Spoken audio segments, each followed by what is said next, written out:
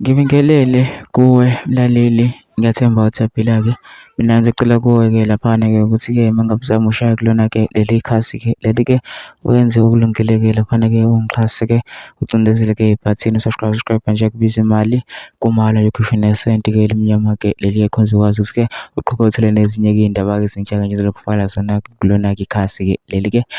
udaba liphathele lona-ke namhlanje-ke laphana lithi-ke emva kokuba uJacob Zuma-ke sonke sazi-ke wamemezela-ke laphana ukuthi-ke amaqembu-ke abantu-ke abamnyama kumele-ke ahlangane-ke abe into-ke eyodwa-ke laphana-ke kuthina-ke ngenkathi kwi-rally e-MK laphana-ke e-Gauteng-ke izolo-ke kube-ke selithinta-ke lolu daba-ke lolu waveza ukuthi-ke kube ne-meeting-ke laphana kodwa angifuni mina ukuthi okuningi kuzwe ngaphandle nje dlala-ke ividiyo yakhe uJacob Zuma-ke laphana inkulumo yakhe uzolo wena ukuthi-ke uthini-ke. Mina-ke ngicela laphana nomsuzwile-ke inkulumo yakhe kwividiyo ngema-comment section-ke ubhalise wena ucabangani-ke ngalo-ke udaba-ke lolu-ke busuke kulungile-ke nje ungixhase-ke ucindezele-ke ibhathini usubscribe nje kubiza imali kumahhala nje khona uzokwazi phela ukuthi uqhube uthole-ke ezinye-ke iy'ndaba-ke ezintsha ngizolethela zona-ke kulona-ke leli khasi-ke leli-ke kusukela-ke manje-ke nayo-ke le nkulumo-ke kaJacob Zuma-ke awuyithokozele.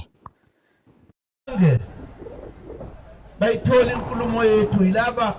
abasebejoyina abelungu already. Zange sibabizi kwaba yithi zemnyama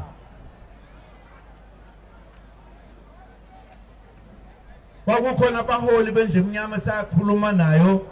sikhuluma singamemezeli ey'ndabeni ngoba kwakudaba olukhulu lesizwe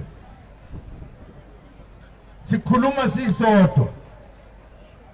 sahlangana emhlangano eminingi wonke amaqembu esasinawo abantu abamnyama alikho elathi liyaphikisana nombono wethu savumelana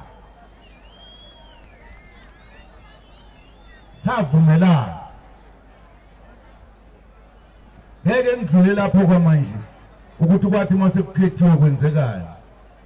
ngeke ngidlule lapho futhi manje ukuthi ababe nathi bathini ngathi manje thina singabantu beqiniso nabanye ababese bengalapho kulamaqembu athi lamaqembu uma sekhulumula imangaluzwa babona ukuthi hayi engathi le ndaba akuseyona lesa sixoxa ngoba lesa ixoxa iqiniso lokusindisa umuntu omnyama noma kumnyama noma kubomvu amaqhawe azibonakaliswe ngalokho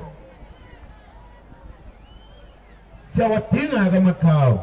ahlale khona siyawafuna